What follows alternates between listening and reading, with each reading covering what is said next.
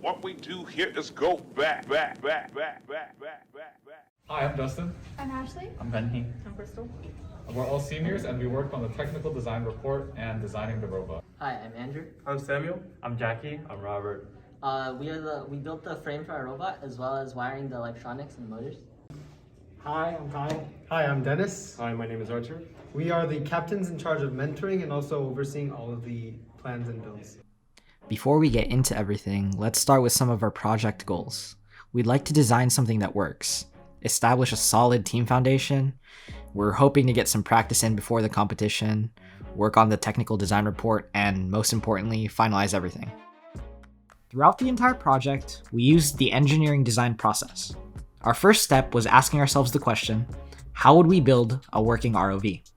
We planned to follow the build manual to a certain point just to understand the fundamentals of Seaperch.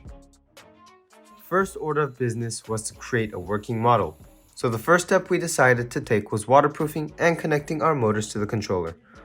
Waterproofing the motors properly ensured that the ROV would be able to maneuver without fail. After this, we moved on to developing a base for ROV using various sized PVC pipes and PVC connectors.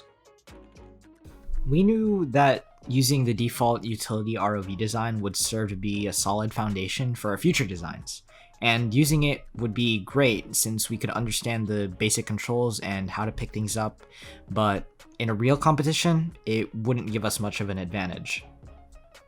So here it is. Nothing too special about it, but it'll do its job. After completing the base, it was a time to attach motors. And now, test. We had many problems to deal with as we moved into the testing phase, but that's just part of the process.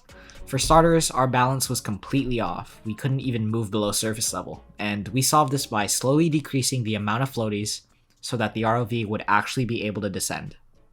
But overall, our team felt that the base model was just too clunky when it came to maneuverability, so we went back to the drawing board. We imagined what the ideal ROV would look like, and we decided we wanted to focus on achieving unrivaled speed in the waters. Collectively, we thought that the most effective way to increase our speed was to decrease the size of the entire frame. Since our final design heavily focused on being lightweight and maneuverable, we cut PVC pipes and removed several PVC T's and elbows from the frame. The more streamlined and light design would enable higher speeds and increased maneuverability. We even named it this time, the Argo 4.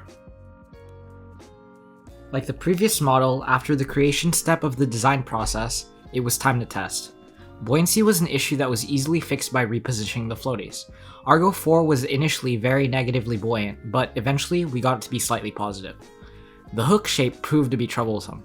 It was too straight to effectively pick things up, so we did what we could by bending it through unconventional means. Many times throughout the year, we've had to improvise like this. As much as this competition was about being the best and fastest on the course, it also relied heavily on being able to solve problems along the way. We were lucky enough to get some practice time in just before the competition, and we're extremely proud of what we've accomplished. It was very satisfying to finally get Argo 4 in a position to win the competition. It's quick, agile, and lifts more than you'd think. With these various test phases, the drivers of the team were beginning to get more comfortable with piloting the ROV. The builders and designers of the team were happy to see that the design they helped make was much better than the original version. There's always room for improvement, and always time to practice. The last 5 months were filled with highs and lows. This project had many challenges, but it served as a great engineering experience for many of our team members. We were able to finish this year strong though, through constant communication, cooperation, and the guidance of our experienced members. We've come a long way and learned some really important skills for the world out there. Overall, we were able to complete all of the project goals we set at the beginning of this journey. It was important to finish all of them so we could remain organized and stay focused along the way. All things considered, we believe that our team has created an ROV that could go toe-to-toe with the best competing teams. Now all that's left is to dominate our opponents in the 2022 International Seaperch Challenge.